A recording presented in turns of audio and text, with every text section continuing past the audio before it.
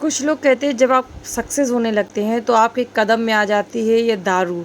जब बेवड़े लोग क्या करते हैं, जा कर के नाली में गिर जाते हैं, कहीं रोड पर सो जाते हैं, उनको कुछ पता नहीं होता पीने के बाद में।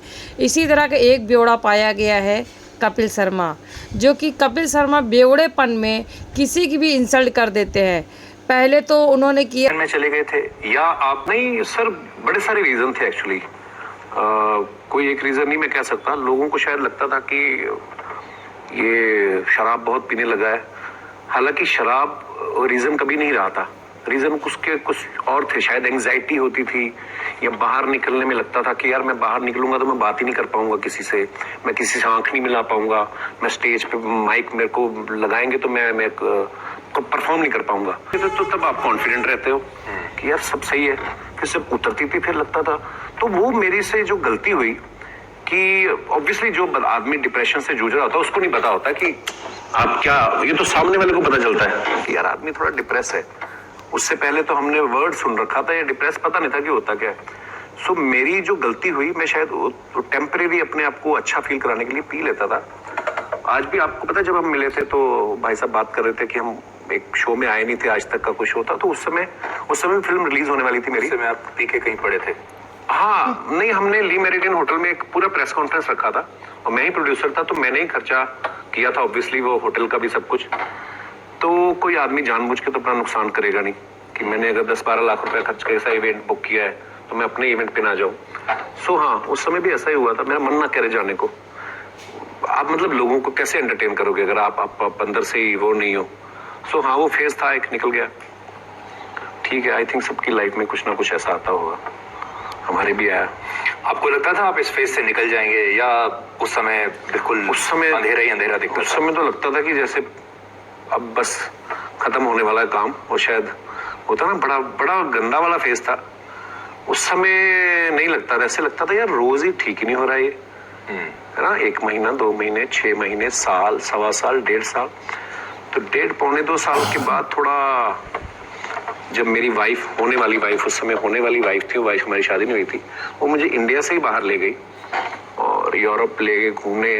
मुझे आम सड़कों पे उसने घुमाया कि घूम, तू भी आम आदमी है, तो ज्यादा प्रेशर लेके बैठा हुआ दुनिया का। तो सड़कों पे घूमना, फिर मैंने 10-10, 11-11 हजार स्टेप्स रोज वॉक करना।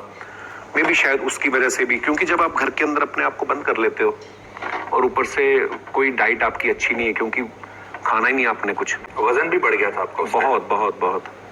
तो इससे कम, आज जितना है उससे 20 किलो ज्यादा था। और आप पी रहे हो, और आप पीने के बाद फिर आपको ये नहीं पता कि आपने ये खाना आपके लिए हेल्दी है या नहीं है, तो वो सब चीजें होती थी। के बाद में उन्होंने क्या, अमिताभ बच्चन जी की, हाँ दोस्तों, उन्होंने बिग बी की कर दी। उन्होंने बिग बी की इतनी बड़ी इंसल्ट की कि दारू पी करके उनके सामने चले गए, अभद्र तरीके से बातचीत करने लगे उनके साथ में। तो बिग बी को बहुत गुस्सा आया। उन्होंने कहा कि मेरे सामने कभी पी करके मत आना, अगर इतना ही पीने का शौक़ है तो पहले पी लेना, उसके बाद फिर मुझसे मिलने आना। और सुनील जी को तो सभी लोग जानते हैं, सुनील जी को तो इतना उन्होंने भद्र भाषा का प्रयोग किया कि सुनील जी के साथ तो हाथापाई तक कर दिया उन्होंने, यहाँ तक कि उनको अपने ही जूते खींच करके फेंक करके मारे, जो कि बहुत सारी गलतियाँ हैं। इंसान सोचता है कि ऐसा नहीं करना चाहिए, वो बाद में पछताए, वो बाद में रोने लगे, अरे मुझे नहीं करना चाहिए था ऐसा वैसा।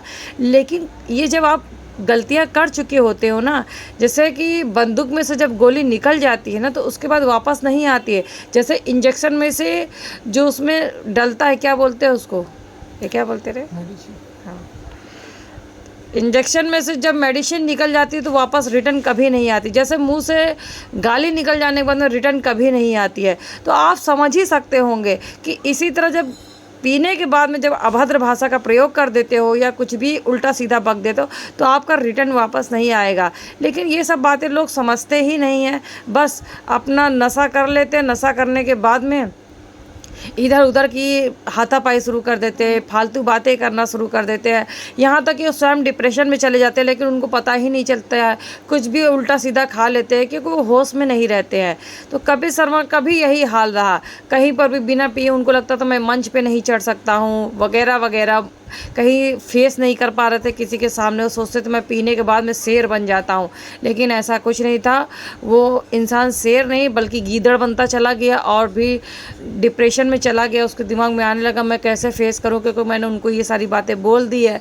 इसी तरह उनसे अच्छी खासी दोस्ती थी, उनका इतना मतलब लंगोटिया यार एक तरीके से बोल सकते हैं सुनील जी थे, लेकिन बाद में उनकी इतनी लड़ाई झगड़ा हो गई कि एक दूसरे की शक्ल देखना पसंद नहीं करते, एक दूसरे के शक्ल पे बात करना पसंद नहीं करते, एक दूसरे से इतनी दूरियां बना ली कि अभी वो एक दूसरे के शो भी नहीं किया करते हैं। तो यही सब प्रॉब्लम क्रिएट होते होते होते होते टीवी जगत से काफ़ी दूर चले गए सुनील जी और छोड़ दी। उनको लगा कि जहाँ मेरी, क्योंकि हर इंसान को इज्जत चाहिए और जहाँ इज्जत नहीं है वहाँ इंसान कभी नहीं ठहरता। तो सुनील जी की सभी जानते हैं सुनील जी दिल खोल इंसान थे, मतलब दिल खोल करके किसी को भी हंसाते थे, साड़ी पहन करके, डॉक्टर बन करके, बहुत वगैरह वगैरह।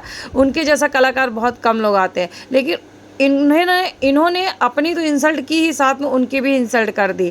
इस चक्कर में इस वजह से उन्होंने अपनी इंडस्ट्री इनके साथ छोड़ दिया, इनके साथ तालमेल रखना छोड़ दिया, इनसे दूरियां बना ली। उनको लगने लगा सुनील जी को कि ये इंसान ना खुद सही से चलेगा, ना मुझे चलने देगा, ना खुद चैन से रहेगा, ना मुझे चैन से रहने देगा, ना मेरी इज्जत रहेगी दुनिया में, ना इसकी इज्जत तो है ही नहीं।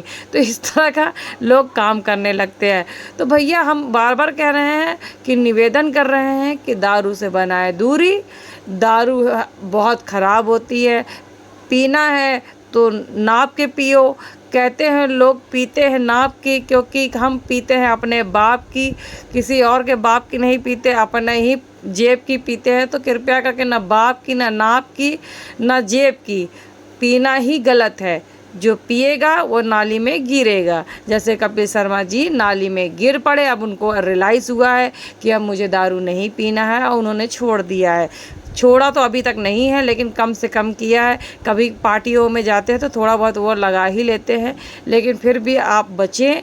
दारू ना पार्टी में पीजिए, ना बिना पार्टी के पीजिए, क्योंकि कहते नहीं है जब आप नदी में कूदने लगेंगे थोड़ा सा भी पास में जाएंगे तो गीले हो ही जाएंगे। जब बारिश की बूंदें आती हैं तो छींटें आपको भी भिगो ही देती हैं। तो इन सब चीज़ों से आपको बचना है, दूरियों को रखना है और सेफ़ रहना है, सुरक्षित रहना है, घर में रहना है, स्वस्थ रहना है, मस्त रहना है।